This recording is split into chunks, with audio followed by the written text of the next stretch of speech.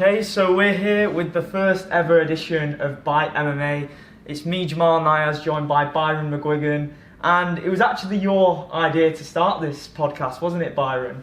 You came to me last week after, I'm going to admit, I lost convincingly a series of high-profile UFC bets. I went 0-5, didn't I? That is correct, yeah. Definitely, we had loads of chats about it. There's a lot of chat around Sale Sharks at the moment about me leading the scoreboard with 5-0. So yeah, I just think it's exciting to do this with you. Yeah, exactly. I mean, for my background, I've had some decent experience in the world of combat sports. I've worked on some high-level UFC shows, Bellator shows, and then when I've started working at Sale Sharks, you've immediately seen sort of things that I've been doing and share the same interest. And I just thought, with the contacts I have and the passion you have for the sport, it can make some really amazing content. So, in terms of the reason why we've chosen today to go with this show, one of your favourite guys is performing this weekend, Dillashaw against Henry Cejudo. Let's go from the beginning of the card. So, in terms of the prelims, it's quite shocking that we've got Donald Cerrone so low down on the card. He's kind of been fed to the young up-and-coming guys on the card. We've got him against Alex Hernandez. What are your thoughts on this fight, Byron? I mean, it's a massive fight for prelims, you know. I think it's great. It just shows you how good the main card is to have Cerrone fighting in the prelims. I think it's a very exciting fight. Obviously, he's fighting someone that's undefeated.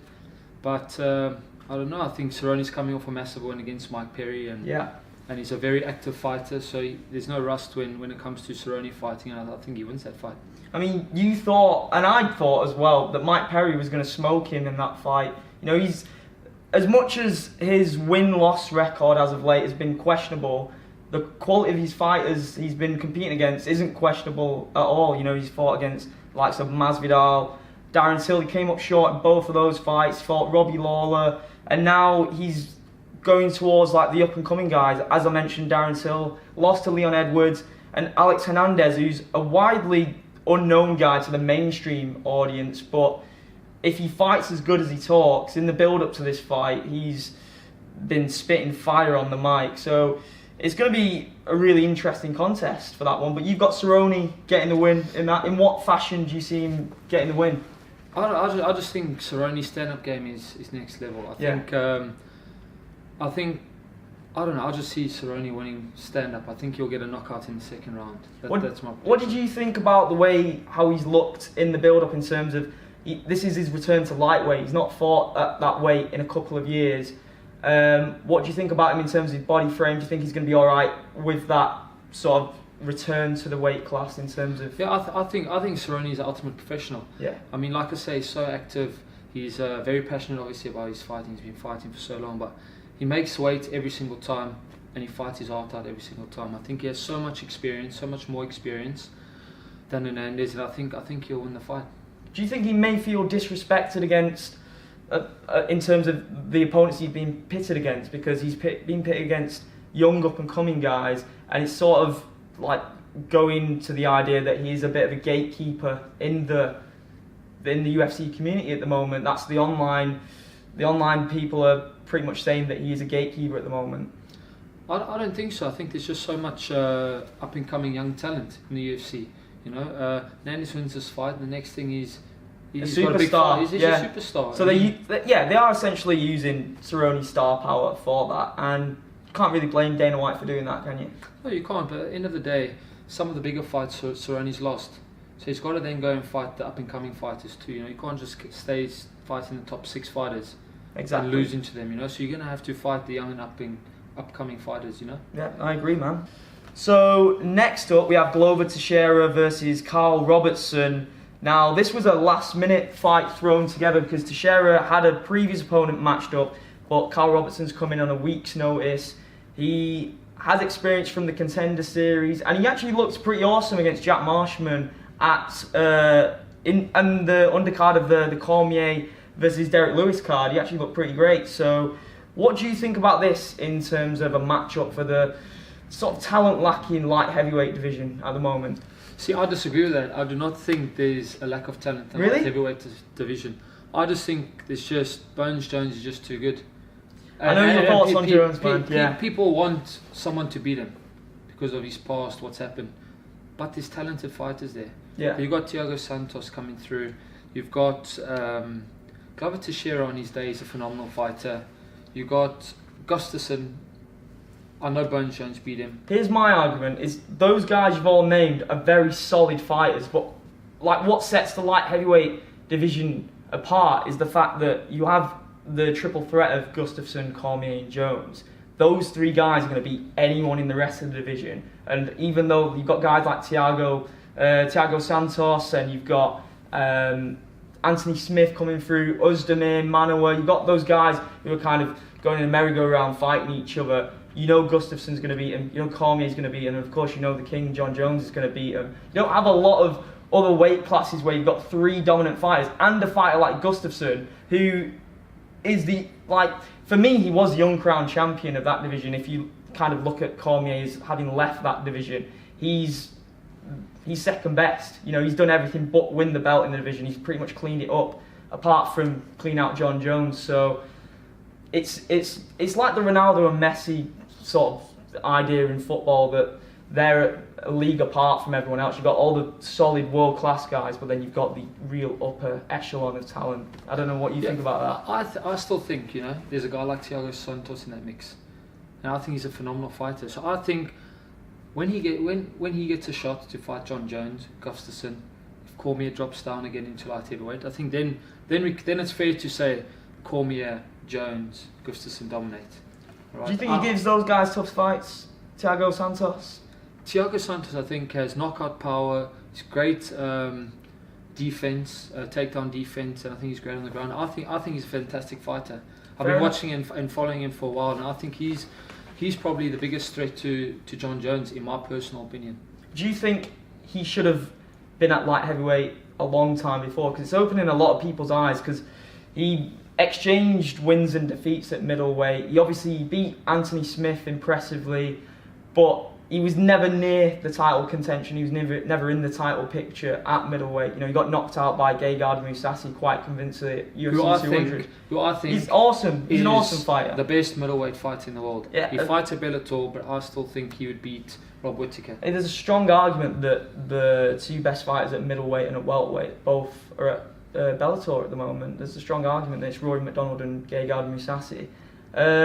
But yeah, so you're actually fighting the corner. This is a very meaningful fight for the light heavyweight division. I do, however, I do think if you look at Glover Teixeira, he's looked a bit lethargic in his last few fights. He doesn't look sharp, and I think it's quite exciting. I've not managed to see enough fighting from the other end, but from Robertson. Yeah, from Robertson. I've seen one fight in the Contender Series where he finished the job in 15 seconds. Yeah, he did. And yeah, that's exciting. But you need the to see clinch game with this fight could be where it's won and where it's lost for either fighter, because obviously Teixeira is great in the clinch with the uppercuts, and Robertson was great in the clinch and in those 15 seconds on the Contender. So yeah, I mean, who are you going to go with? We're going to have to start giving picks. I'm going to go Glover Teixeira, just MMA experience all around. I think that's fair enough.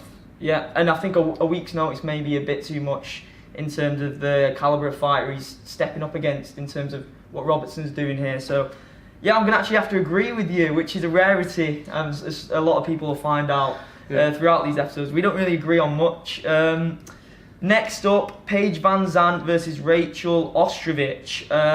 Now this is a fight where both women need a win, both coming off losses. In Van Zandt's case, she's coming off a 2-fight losing streak, and Ostrovich has lost 2 out of the last 3 fights. So, I mean, Van Zandt, she was being marketed as the next big star. Coming off Ronda Rousey, I think Dana White looked at her, not just in terms of her look. She's obviously a great-looking woman, but she's extremely talented as well. That crane kick she landed is one of the best UFC knockouts of recent years, but it's not gone Dana's way, and I think the media department of UFC's way, I think they've thrown her in a bit too deep, like Namajunas, Michelle Watson, 2 high-level athletes a bit too soon in her career. So this is an opportunity for both women to bounce back. What are your thoughts on their abilities? So just like you touched on there, I think Paige Van Zandt's lost 2 fights against Waterson and Rose. Yeah. And those are 2 high-level fighters. I think going into this fight, I think Paige Van Zandt, she's come out already and said she's changed the way she's been coached. I think she's going in with a different attitude, with different techniques, and I think just her stand-up game is gonna pull it through for her. I think she's gonna win. And she's young as well, man. Like, she's had all this experience, but she's a young woman as well, being thrown in at the deep end. So she's only going to learn from those defeats. I think what a lot of people on the outside of MMA, like borderline casual fans, will look at a fighter when they're defeated and kind of write them off. But a lot of great athletes have come from defeats and turned into some of the greatest athletes who've ever lived. 100%. I think Paige, she's due a massive performance, yeah. And I think she's got a great team around her, and I think this Saturday is the night that she's going to bring it. Yeah, I think so too. I think just in terms of MMA experience, I think it's going to prove a bit too much for Rachel Ostrovich. Next up, we have a big flyweight fight. Second biggest flyweight fight on the card.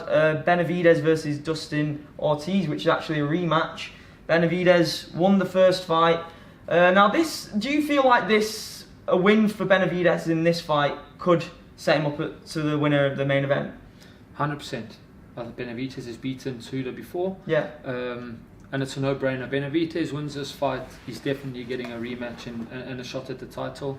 There's obviously speculation that the weight category is being chopped out. Yeah. There is speculation that the main event could actually be the last fight in UFC flyweight history, which is a bit of a weird one for these guys, for what their predicament is going to be, Benavidez and Ortiz. Exactly, but I do think, again, MMA experience goes a long way. Benavidez had so many more fights. Yeah. He's a great fighter. He's so explosive, so quick, knockout power. I don't see him losing this fight. And experience. He's one of the poster boys for the WEC back in the day. Fought against Dominic Cruz twice, so he's mixed it up with some of the best of them. Even though Ortiz has finished 2 out of his last 3 fights, I just don't think it's enough. I think Benavidez is pretty much like the Gustafsson of the flyweight division. He's done everything but win the belt. He's going to beat most guys. He did actually come up short against Sergio Pettis recently, though, which is an exciting guy coming up in that weight category as well. So, could be on the fringes of a title shot with a win on Saturday night. Now, this is actually your pick for Fight of the Night, this next one. Giuseppe versus Medeiros. Now, Medeiros is one of my favourite guys to watch. That fight against Alex Oliveira was just absolute madness, wasn't it? Yeah, for those of you that have not seen it, type it into YouTube, go watch that fight. Unbelievable fight. That fight card was crazy as well. It was on the same card as Gaethje versus Eddie Alvarez, and Ngannou versus Overeem, and then Aldo versus Holloway too. How good would it have been to go and watch it live? It would have been. By the way. Maybe we can start going to events like that in the very near future. We will be. Exactly. That's the mentality. Exactly. This is why I've got a pro athlete with me, because he's got that mental game on lockdown. We got it. But I think that fight has the potential to be fight of the night. I think I cannot wait to watch that fight Saturday night, early hours of Sunday morning, and I think I'm leaning a little bit towards Gillespie. Yeah. I think he's going to win the fight, but damn, what a fight it's going to be. It's going to be fantastic. It's an interesting matchup as well, and it's interesting to see what version of Yancy Medeiros turns up, because he's not fought since last February, and it was a really quick turnaround. He shouldn't have been cleared to compete after the amount of concussive shots he took against Oliveira. That was in December, so he had 2 months to go up against in a main event. Could have possibly been 5 rounds against Donald Cerrone, so it was the right thing to do to take that amount of time off. You're going with Gillespie. I think Medeiros. I just think, because I believe that Alex Oliveira is a much greater martial artist than Medeiros is, but you just outworked him and beat him in a dogfight. And if Gillespie wants to compete in a dogfight, then it's going to go in Medeiros' favour. If not, it's a bit of a toss-up, but I'm sticking with my guy, Medeiros. For me, Medeiros, right? Fantastic left. It's probably the only thing I really see from him. He's got amazing heart. Yeah. He throws loads of punches. He's got that left, which is very dangerous. But I think if you look at Gillespie, for me, MMA suits the ground. Yeah. The best fighters, you look at Daniel Cormier, All come from a ground game. Bones Jones, Yeah. Cejudo, Khabib, all these guys are fantastic at the ground. He has Gillespie has good that. takedown defense, Medeiros, to be fair to him, though. He has a good takedown defense. He showed it in the Oliveira fight. Because Oliveira did try taking it to the ground, even when Medeiros was rocked, and he couldn't take him down. So, Well, I think we're going to have a... it's going to be an interesting one. You want to have a bet? You want to have a bet on camera? I'm lost enough money to you, man. Okay. All we want is the next episode, whoever loses. Yeah, I'll apologise. Nice apologies. Yeah, okay, I'll put up as a separate clip as well if I'm wrong. Then the co-main event. This is pretty crazy that Greg Hardy, in only his 4th professional fight, he only turned pro last year, is in the co-main event for a high-caliber UFC show, a historic UFC show, first ever UFC show on ESPN. Is co-main evented by pretty much a rookie.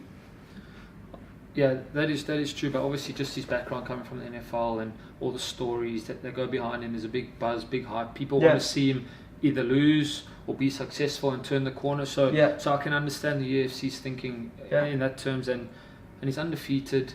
And I think he's exciting. I think it's going to be a pretty straightforward knockout for Greg Hardy. Even though Alan Crowder, his opponent, he lost to Justin Willis, who actually ended up beating Mark Hunt in his last fight. So he's fought a better opponent than anyone that Greg Hardy stepped in there with. But I think Greg Hardy just has that God-given knockout power, which you can't really teach. Exactly. You either have it or you don't. Exactly. You can train as much as you want, but when you've got as much power as he has got behind his fists, then it's a different ballgame. Now it's main event time, man. This is where it gets really interesting, you know, because this fight has been overlooked, as I've said, and I think everyone's pretty much leaning towards Dillashaw just absolutely smoking Cejudo. He's been written off like he was in the sequel to the Demetrius Johnson fight. We all know what ended up happening in that fight. How have you got it going? I look at it from both sides, right? You got Henry Cejudo, who's obviously come off 5 fights. You know, he's lost 2, won his last 3.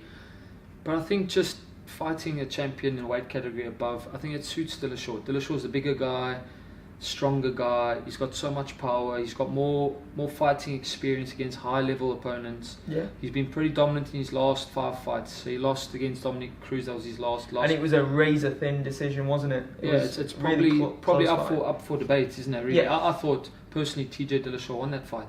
In my opinion. Yeah. It's going to split people down the middle. Exactly. But I think TJ Dillashaw is just going to be too good. I think just the way he fights, the different angles he comes at you when he's fighting, he's so creative. He's got such a great team. He's great mindset. Henry Cejudo is the same, but I just don't think Henry Cejudo's fought someone on the level that TJ Dillashaw's on. And I think it will be a knockout. I'm going to predict the second round. Oh, that's bold. That's bold. One thing that is really interesting in terms of the dynamic of this fight is that Dillashaw is at his best against a forward-thinking opponent, like he was against Garbrandt. But then if you look at what happened in the Dominic Cruz fight, Dominic Cruz actually sat back and waited for Dillashaw to come forward, and it kind of knocked him a bit off his game. So Cejudo did that against Demetrius Johnson, used that karate style, tried to catch him on the counter, and he was very successful. So who's going to be the counterpuncher in this fight? Who's going to sort of hold back from their shot and wait for the other man to leap forward? That's going to be an interesting test. I think it's going to be a very tentative first round where not much is happening. I agree with you 100%. I think the first round they're going to try to feel each other out. TJ Dillashaw cannot just go forward because obviously the threat of Cejudo on the ground, takedowns, is obviously massive. I think Cejudo's second round start coming forward a bit more, and I think the counter punches, the angles, like I said, that Dillashaw brings and the power he brings, I don't see the fight lasting long. I think it's just maybe a step too far for Cejudo. I see it going 5 rounds, but I do see Dillashaw rocking and dropping Cejudo. But again, you know, Cejudo's chin has been tested before, and it didn't really stand up towards Demetrius Johnson, who doesn't hit anywhere near as hard as Dillashaw. So again, I wouldn't be surprised if your prediction's right, but I completely agree that Dillashaw is going to get that done. But there are a lot of interesting variables for me, right? You look at it. if you said a year ago before this fight was ever announced, oh, imagine Cejudo versus Dillashaw, everyone would be like, oh, Cejudo's got no chance. Yeah. Obviously, this fight's announced, the hype up begins, and everyone starts believing, oh, Cejudo has a chance. Fantastic fighter, Cejudo. I got so much respect Olympic for him. level athlete as well. He's an unbelievable fighter, but it's just not that easy going up a weight category and then fighting the champion. Yeah. It's not that easy. Conor McGregor's done it, Daniel Cormier's done it, but it's all about stylistic matchups, and I just think, in my personal opinion, that Dillashaw's probably a step too far for him. The next part of the episode is the news of the week, which is obviously going to be different every week, and this week in particular has been an absolutely brilliant week for fight news.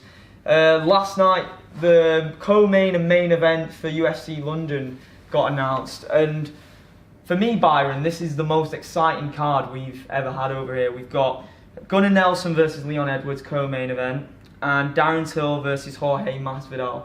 Two massive fights in the welterweight division.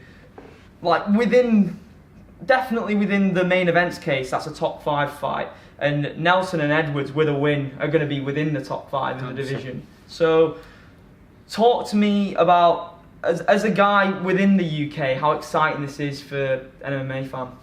Well, I just think just for MMA as a whole in the UK, it's massive, you know. When you can pull together such a big card here in the UK, I think that's massive. And yeah, as a fan, it's so much fun that it's just down the road. Yeah. And we get to experience that. So I think it's a fantastic fight, especially to have a main card with two British guys. Guys. I think Masvidal is an absolute freak. And then you've got Darren Till, who's He's a even more of a beast. freak. He's an absolute beast. He's massive for that He's weight cutting division. a whole other human body to get to welterweight. He's a heavyweight in the welterweight division. He's too big. He's absolutely ridiculous for that weight class. And you know, if he doesn't get a second shot at the welterweight belt, expect him to go to middleweight, then light heavyweight. He's already said that his aim in the UFC was to become a 3-weight world champion.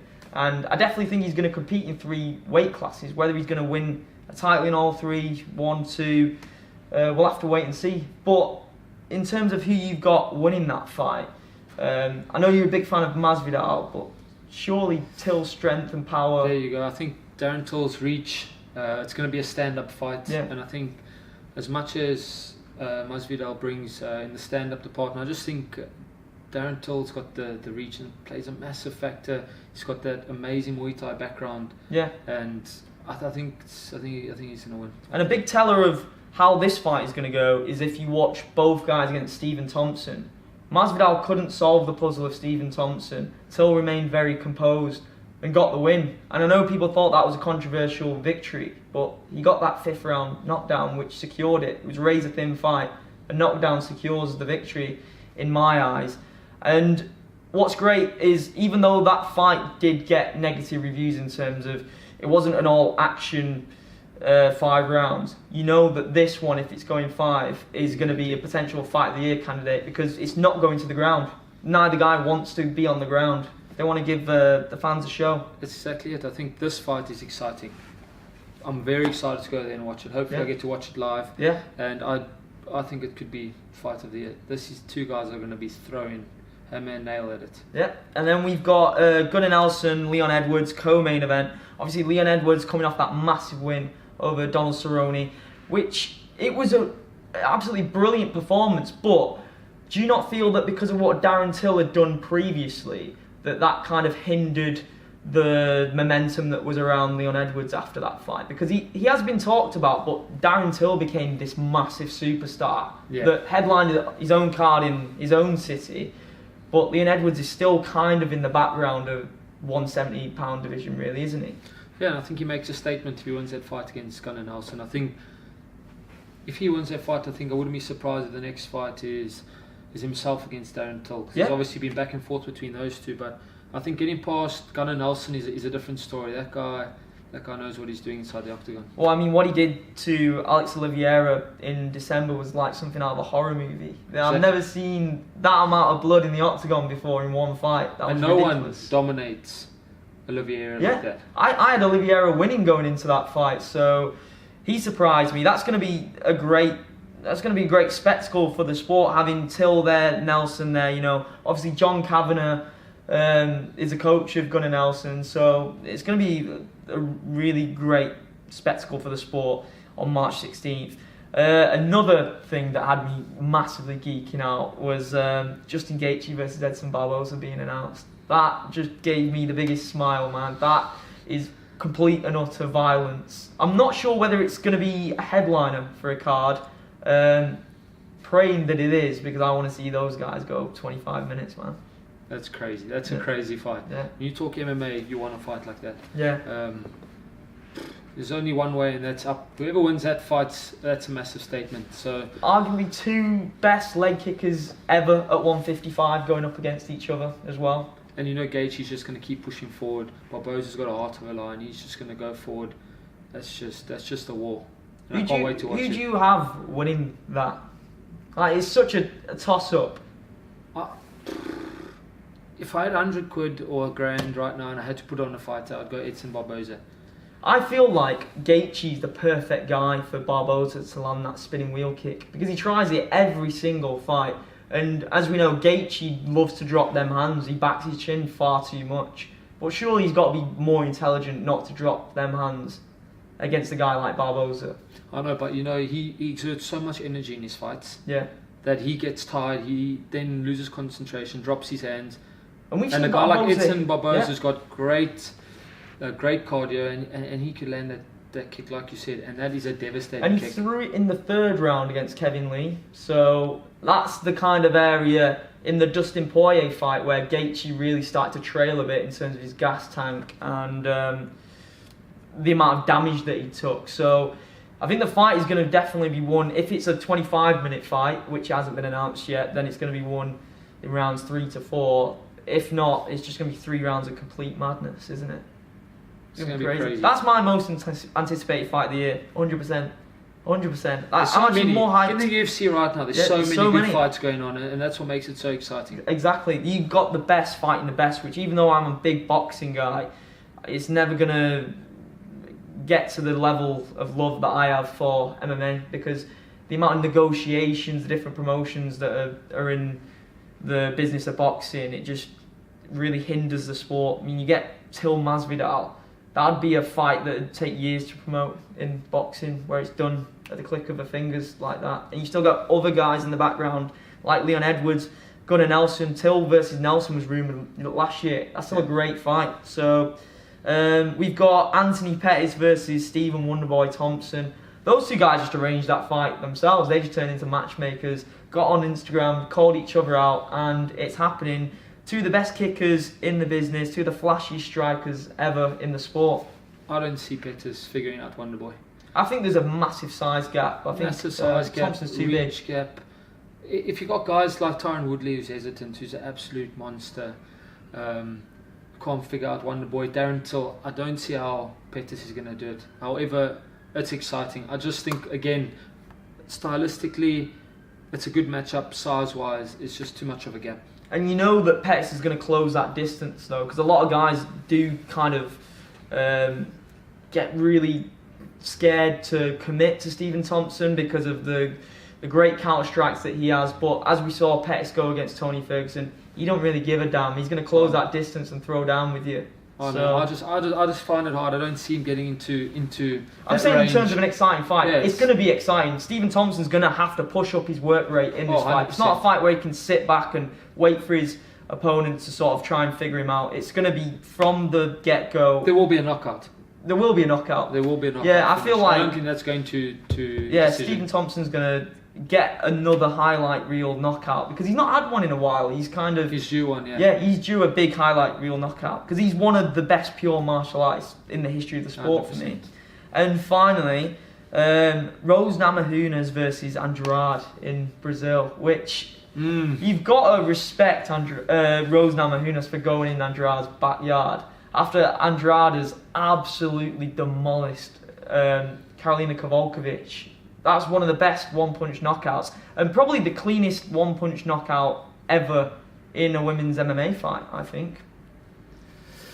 Yeah, it's, like you said, it's a tough one. Going into Brazil to go fight Andrade is a big ask for Rose. as good as she is, it's gonna be a good fight. I think that's a 50-50. I think really good fight, and looking forward to watching that. And it's a long time out for Namajunas. She hasn't fought since the second Jędrzejczyk fight on the undercard of Khabib versus Iaquinta back in April. So it's going to be nearly a year out for her. Whether that's going to hinder her performance or, you know, give her a new lease of life, that's yet to be seen. But what are you thinking? Are you thinking that the home advantage is going to benefit Andrade, or? Rose is such a beast, I don't know. That is a fight I'm on the fence. It'll just be, may the better woman win on the night. I really can't say who's going to win that fight, because like you said, Andrade is an absolute beast in Brazil. But if there's one woman that's going to do it, I reckon it's Rose. Brilliant. Right, well that wraps up the first episode ever of By MMA. You've just witnessed history. We've got a lot of really interesting things planned that we're not going to say just yet. Hopefully you'll see them unfold in the next few weeks. We've been speaking to some high-level athletes in the business. We're going to be looking to set up some interviews, potentially weekly, definitely multiple high-level interviews each month. We're going to be covering local shows, big shows, international shows. We've got big plans for this, man, haven't we? Yeah. We do. Yeah. It's exciting times. So don't miss it! Anything else you want to add before we go? No, that's all good. That's it. Thank you, and it's going to be a pleasure. Looking forward to it. Make sure you follow us on Twitter and our newly formed YouTube channel, and Instagram as well while you're at it. Thank you. Thank you.